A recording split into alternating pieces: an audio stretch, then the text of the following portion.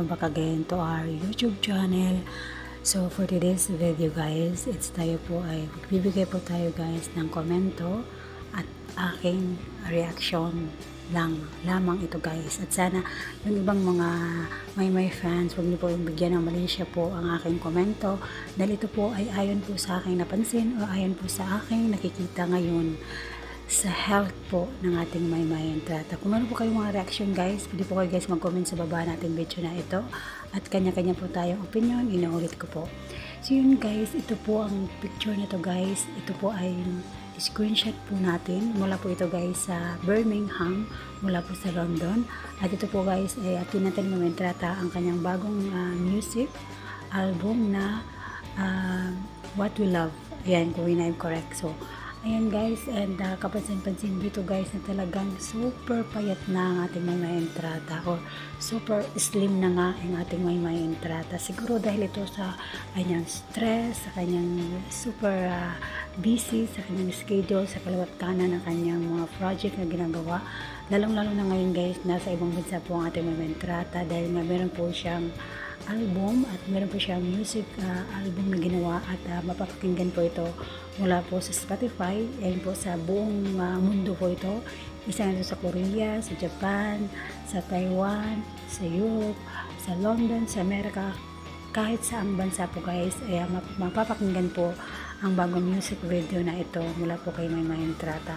Ito guys ay mula po ito sa Spotify. Ayan guys. And ayun guys, ito po ang aking napansin na talagang super payat na ang ating Maymay Entrata. At hindi lang ako guys ang nakapansin dito.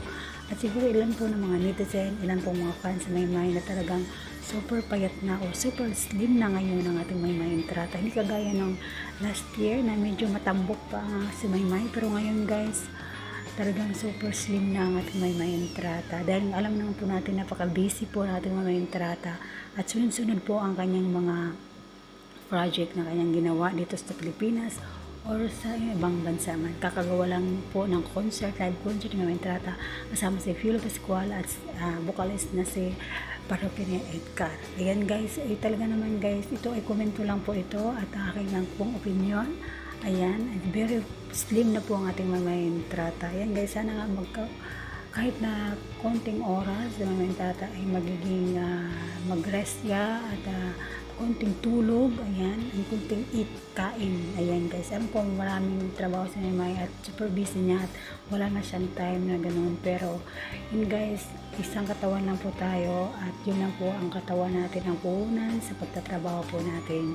Kahit ano pang klaseng trabaho yan, basta isang katawan lang po ang ating puhunan. Pag tayo po ay nagkasakit, ay wala na po. So ayan guys, maraming salamat guys sa inyong lahat at kung ito kayong comment, reaction at opinion sa video yung napanood tungkol po sa mga pictures na ating in-upload dito ngayon sa ating YouTube channel. Pwede po kayo guys magbigay ng komento at inyong mga reaction. Ayun lang guys. So maraming salamat guys sa inyong lahat and thank you so much for watching. And huwag niyo kalimutan guys mag-subscribe at click ang bell icon for update to all our video na in-upload po natin here our YouTube channel. Maraming salamat sa inyong lahat and thank you so much for watching. Bye bye!